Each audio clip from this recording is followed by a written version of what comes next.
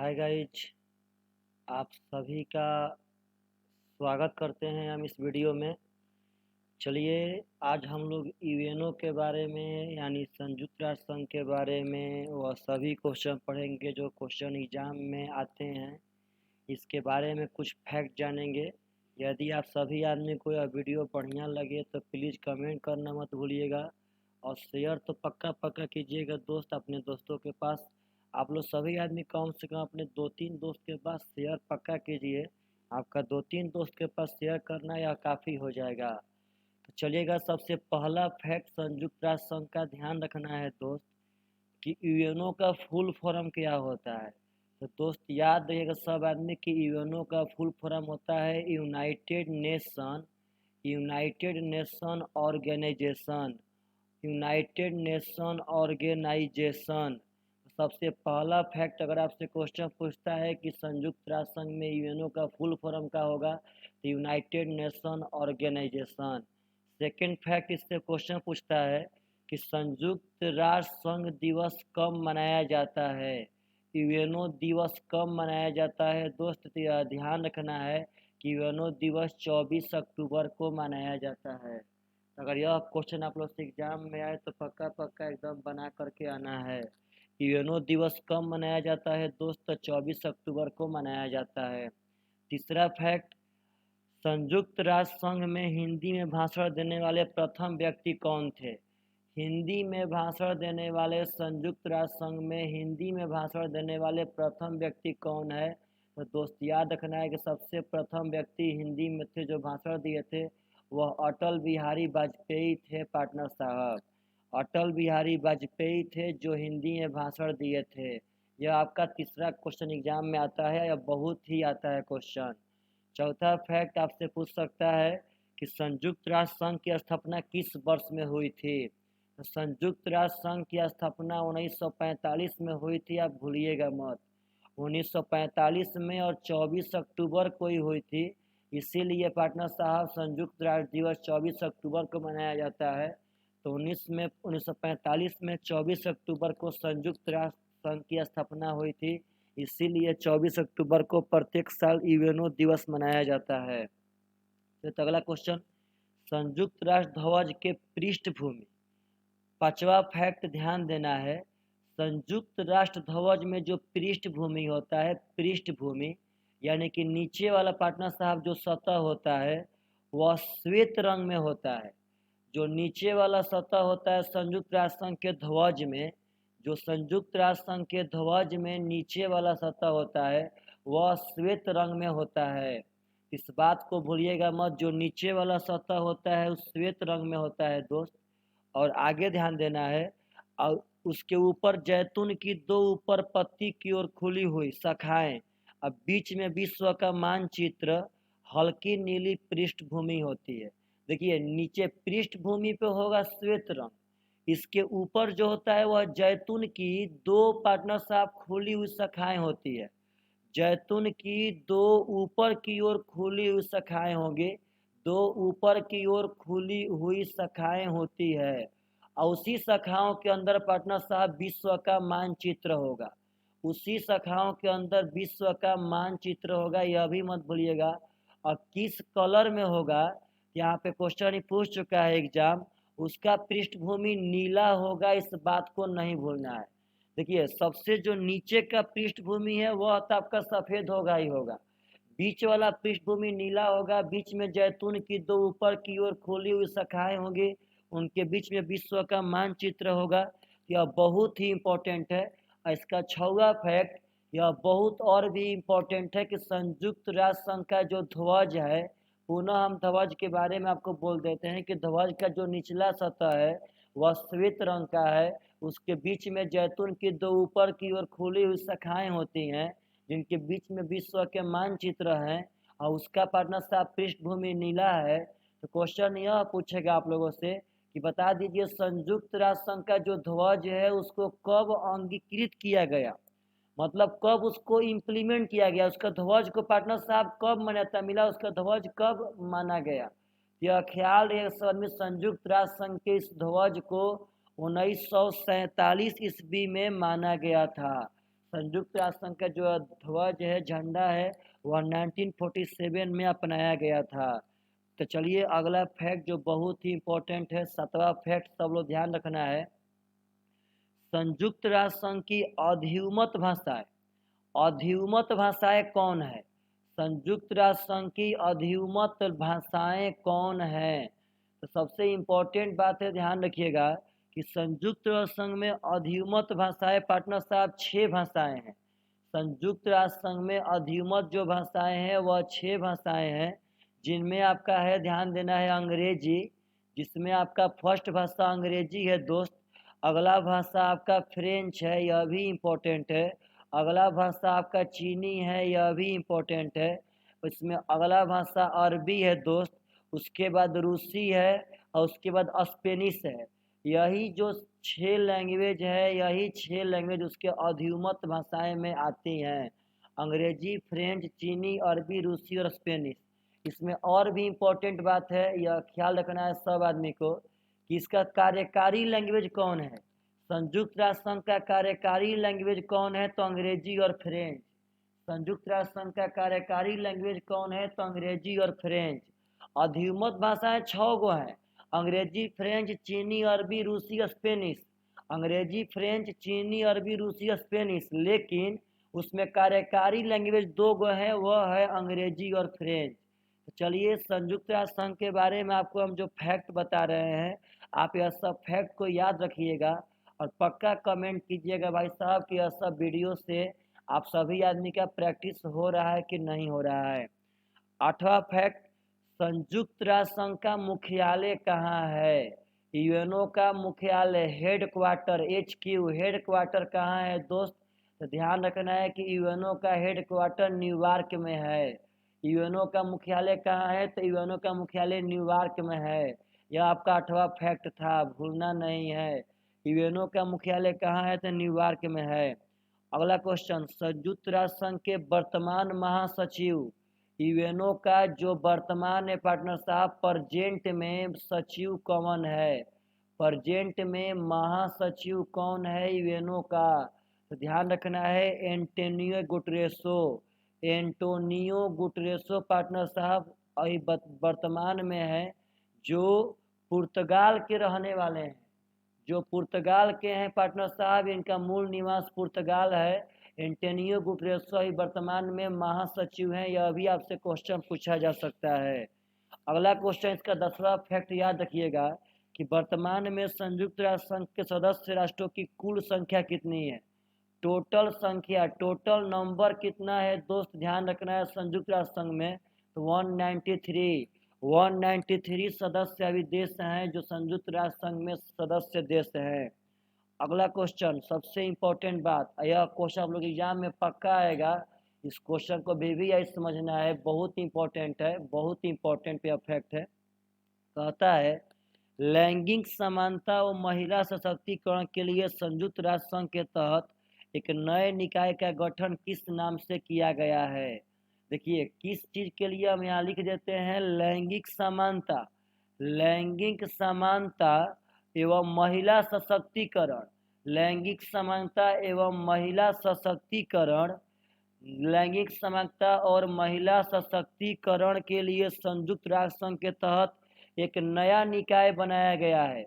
एक ऐसा निकाय पार्टनर साहब जो कि लैंगिक समानता को देखेगा, महिला सशक्तिकरण में वृद्धि करेगा। उस निकाय का नाम क्या है? तो ध्यान देना है, यूएन वीमन। उस निकाय का नाम है यूएन वीमन। यह एग्जाम में आप लोग से क्वेश्चन पूछ सकता है। संयुक्त राष्ट्र संघ में एक नया निकाय बनाया गया है जो लैंगिक समानता और महिला सशक्तिकरण का पार्टनर साहब उसका भेदभाव से उसको वृद्धि करेगा, भेदभाव से रोकेगा। तो उसका नाम है यूएन वीमन। तो अगला फैक्ट संयुक्त राष्ट्र संघ का ध्यान रखिएगा, भारत यूएनओ का सदस्य किस वर्ष से है? भारत जो हम लोग का देश है, यूएनओ का सदस्य किस वर्ष से है? तो भारत यूएनओ में 1945 से ही दोस्त है, इस बात को मत भूलिएगा। यानी जब यूएनओ का निर्माण 24 अक्टूबर 1945 को हुआ था, उसी समय से भारत यूएनओ का सदस्य देश है। अगला फैक्ट नंबर 13, कौन से 2 देश यूएनओ के सदस्य देश नहीं है? बहुत इंपॉर्टेंट क्वेश्चन है, बढ़िया, बहुत इंपॉर्टेंट। ऐसे कौन सी 2 कंट्री है जो यूएनओ का पार्टनर साहब सदस्य देश नहीं है?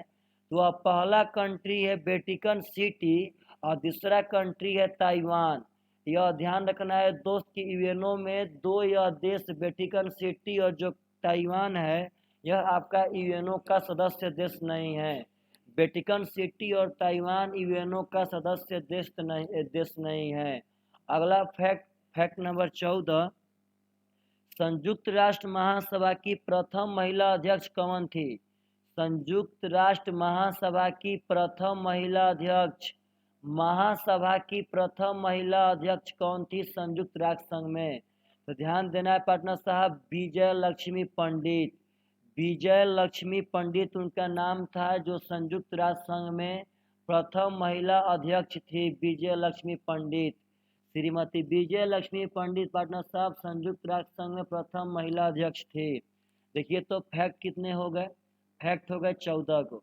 प्लीज आप सभी आदमी को बताना है कि यह सब जितना हम संयुक्त राष्ट्र संघ के बारे में आपको हम फैक्ट बताए हैं या एग्जाम के नजरिए से इम्पोर्टेंट है कि नहीं है। अगला क्वेश्चन, संयुक्त राष्ट्र संघ में वीटो का अधिकार किससे प्राप्त है? वीटो का अधिकार किससे प्राप्त है? यूएनओ में वीटो का अधिकार।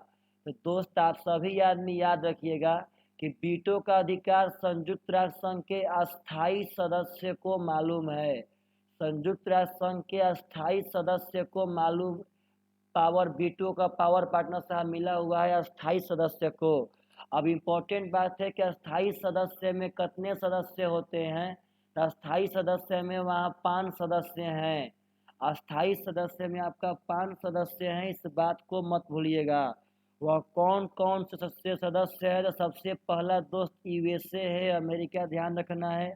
अगला आपका पार्टनर साहब चाइना है, यह भी सब आदमी ध्यान रखिएगा। अगला आपका यूके है यानी कि यूनाइटेड किंगडम है। आगे पार्टनर साहब रसिया है, इस बात को भी नहीं भूलना है। और आगे आपका फ्रांस है। यही देखिएगा, यही सब तो बात इम्पोर्टेंट है। वीटो का अधिकार किस देश को है, किसको? तो अस्थायी सदस्य को है। अस्थायी सदस्य है कितने? तो 5 हैं, अमेरिका, चाइना, इंग्लैंड, रूस और फ्रांस।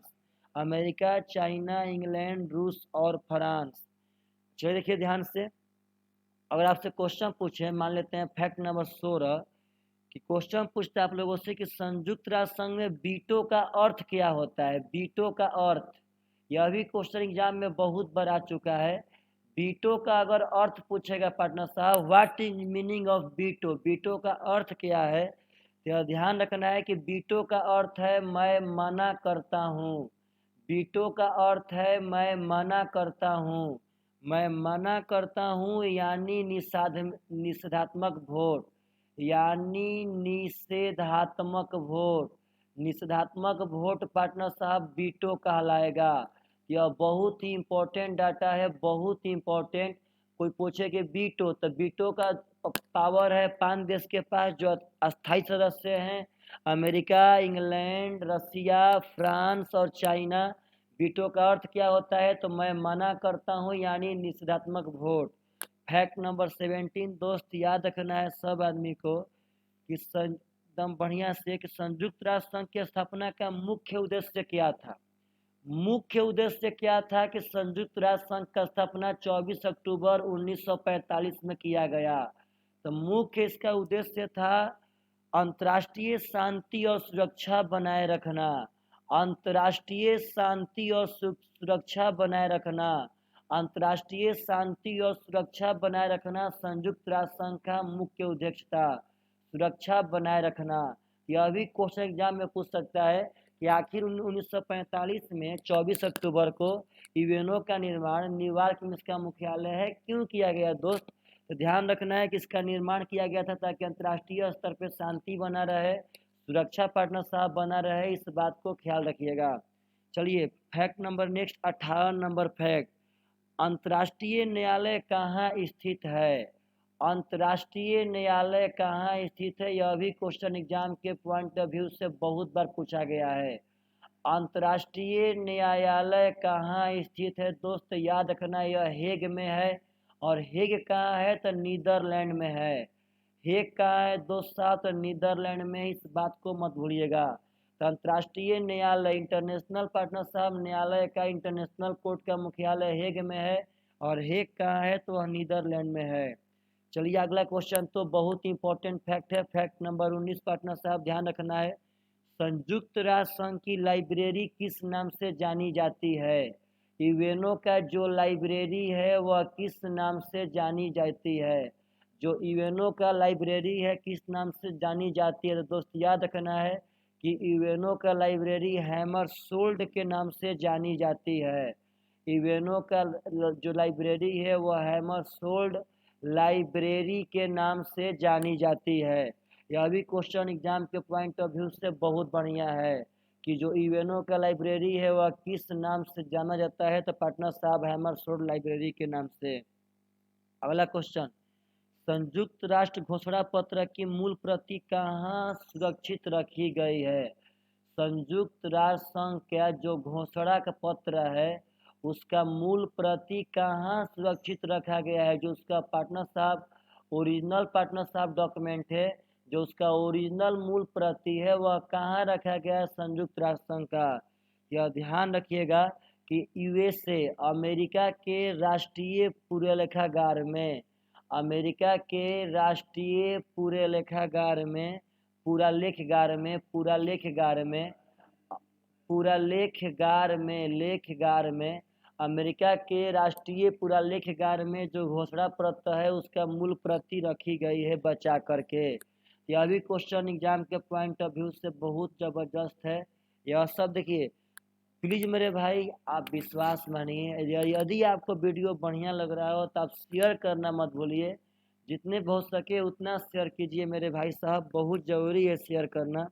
तो अगला क्वेश्चन, संयुक्त राष्ट्र संघ के प्रमुख अंग कौन कौन है? बहुत इंपॉर्टेंट क्वेश्चन है, बहुत इंपॉर्टेंट। संयुक्त राष्ट्र संघ के प्रमुख अंग कौन कौन से हैं? तो दोस्त ख्याल रखना है कि संयुक्त राष्ट्र संघ के प्रमुख अंग में 6 अंग होते हैं। इसके 6 ब्रांच है। सबसे पहले तो यही क्वेश्चन आपसे पूछा जा सकता है कि संयुक्त राष्ट्र संघ के कितने ब्रांच है? तो 6 ब्रांच हैं। सबसे पहला ब्रांच है महासभा, इस बात को मत भूलिएगा। सबसे पहला ब्रांच है महासभा। अगला ब्रांच है सुरक्षा परिषद। अगला ब्रांच है सुरक्षा परिषद महासभा। अगला ब्रांच है आर्थिक सामाजिक परिषद। आर्थिक सामाजिक परिषद एक इसके तीसरा अंग का नाम है। यही सब तो बात इम्पोर्टेंट है। अगला है पार्टनर साहब सचिवालय, चौथा आपका जो है वह सचिवालय है। अगला है मेरे भाई साहब अंतर्राष्ट्रीय न्यायालय। अगला है आपका अंतर्राष्ट्रीय न्यायालय, इस बात को मत भूलिएगा। और सबसे लास्ट में पार्टनर साहब आपका आता है न्यासी परिषद। यही 6 उसके अंग है और बहुत ही इम्पोर्टेंट अंक है। यह सब एग्जाम में पूछा जा चुका है दोस्त। याद रखना है कि संयुक्त राष्ट्र संघ के 6 अंग है, महासभा, सुरक्षा परिषद, आर्थिक सामाजिक परिषद, सचिवालय, अंतर्राष्ट्रीय न्यायालय और न्यासी परिषद। महासभा, सुरक्षा परिषद, आर्थिक सामाजिक परिषद, सचिवालय, अंतर्राष्ट्रीय न्यायालय और न्यासी परिषद, यह संयुक्त राष्ट्र संघ के 6 अंग हैं। एक बार और बोल देते हैं, उल्टा बोलिए तो न्यासी परिषद, अंतर्राष्ट्रीय न्यायालय, सचिवालय, आर्थिक सामाजिक परिषद, सुरक्षा परिषद और महासभा। चलिए तो इसके अगला फैक्ट पे दोस्त, अगला फैक्ट कहता है कि संयुक्त राष्ट्र अंतर्राष्ट्रीय बाल संकट कोष, संयुक्त राष्ट्र अंतर्राष्ट्रीय बाल संकट कोष का मुख्यालय कहाँ है? पार्टनर साहब इसका अंग्रेजी में नाम बोले तो यूनिसेफ। यूनिसेफ का वही पार्टनर साहब संयुक्त मतलब देखिए यूनाइटेड नेशन इंटरनेशनल चिल्ड्रेन संकट कोष, मतलब एफ फॉर फंड हो जाएगा पार्टनर साहब, E for emergency. United nation international children emergency fund, UNICEF का मुख्यालय कहाँ है पार्टनर साहब? इसका भी मुख्यालय न्यूयॉर्क में है, ध्यान रखिएगा। दरअसल जो यूएनओ था संयुक्त राष्ट्र संघ, उसका भी हेडक्वार्टर न्यूयॉर्क में ही था, और यूनिसेफ का भी मुख्यालय, इसका भी हेडक्वार्टर न्यूयॉर्क में ही है। इस बात को सब आदमी ख्याल रखिएगा। अगला क्वेश्चन, संयुक्त राष्ट्र संघ के कार्यपालिका को क्या कहते हैं? बहुत इंपॉर्टेंट है, बहुत इंपॉर्टेंट। यह क्वेश्चन आएगा पार्टनर साहब एग्जाम में।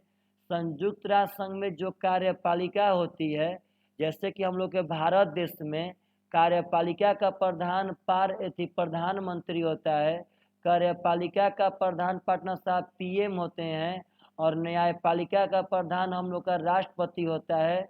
न्यायपालिका का प्रधान हम लोग का प्रेसिडेंट होते हैं, राष्ट्रपति होते हैं। वैसे ही दोस्त, कार्यपालिका का प्रधान संयुक्त राष्ट्र संघ में किसको कहा जाता है? तो ध्यान रखना है, सुरक्षा परिषद जो उसका दूसरा का अंग था, सुरक्षा परिषद को हम संयुक्त राष्ट्र संघ का कार्यपालिका कहते हैं। पहला महासभा, दूसरा सुरक्षा परिषद, तीसरा आर्थिक सामाजिक परिषद दोस्त, चौथा सचिवालय, पांचवा पार्टनर साहब अंतर्राष्ट्रीय न्यायालय, तब जाके न्यासी परिषद है। तो सुरक्षा परिषद को हम कार्यपालिका का पार्टनर साहब हेड कहते हैं संयुक्त राष्ट्र संघ में। चलिए तो अगला थ्योरी, अगला पार्टनर साहब देखिए फैक्ट क्या कहता है। संयुक्त राष्ट्र संघ के चार्टर में कितने शब्द, धाराएं और अध्याय हैं? संयुक्त राष्ट्र संघ यूएनओ के चार्टर शब्द में, यूएनओ के चार्टर शब्द में पार्टनर साहब देखिए, यूएनओ के चार्टर में कितने शब्द, कितने धाराएं और कितने अध्याय हैं? यह क्वेश्चन भी बहुत इम्पोर्टेंट है, बहुत इम्पोर्टेंट। दरअसल यूएनओ के चार्टर में पार्टनर साहब जो उसका कागजात है, उसमें 10,000 शब्द हैं, इस बात को मत भूलिएगा। 111 धाराएं हैं, यह भी इम्पोर्टेंट है, और 19 अध्याय हैं।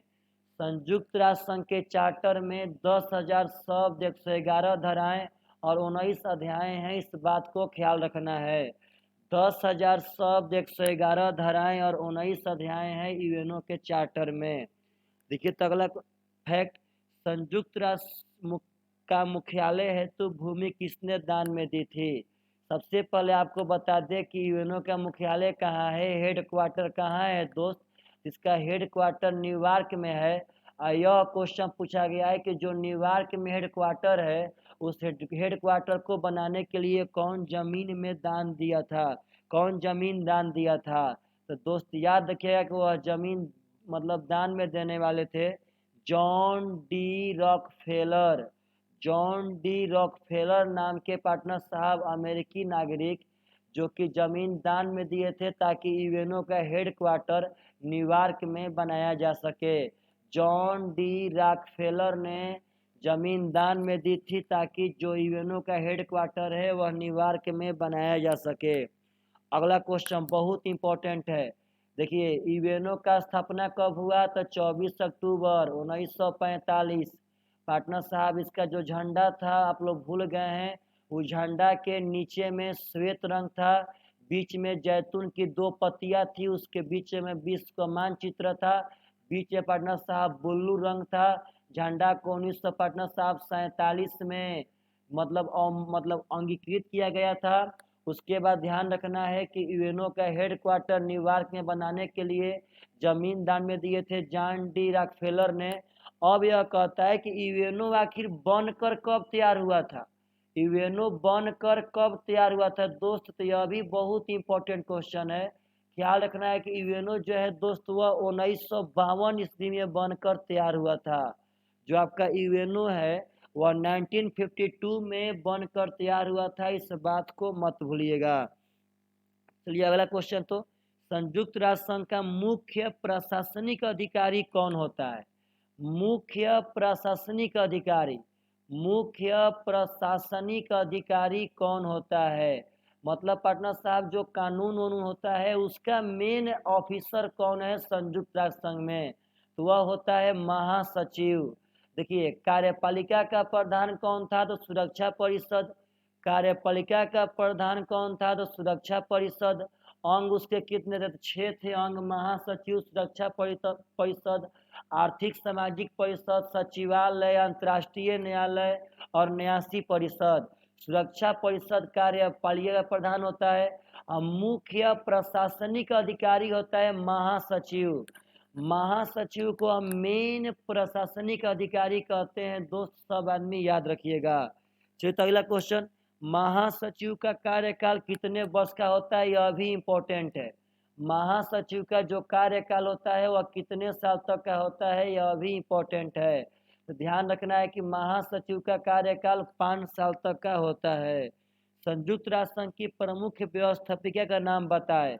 अगर पूछेगा व्यवस्थापिका, संयुक्त राष्ट्र संघ के प्रमुख व्यवस्थापिका का नाम बताएं, तो महासभा। महासभा जो उसका पहला अंग थी, यह संयुक्त राष्ट्र संघ की व्यवस्थापिका कहलाती है। यह संयुक्त राष्ट्र संघ की व्यवस्थापिका कहलाती है। तो प्लीज मेरे दोस्त, आपको यूएनओ के बारे में जितने भी हम ऑनलाइन डाटा बताए हैं, आप प्लीज कमेंट पक्का कीजिएगा कि आप सभी आदमी को यह डाटा पसंद आया कि नहीं आया। आप प्लीज मेरे भाई वीडियो को शेयर पक्का कीजिए, आप भूलिए मत शेयर करना। चलिए दोस्त, bye bye, take care, bye bye, take care. आप सभी आदमी को देखिएगा ध्यान से, कहीं भी क्वेश्चन पूछे तो सब बनना चाहिए। चलिए बाय बाय।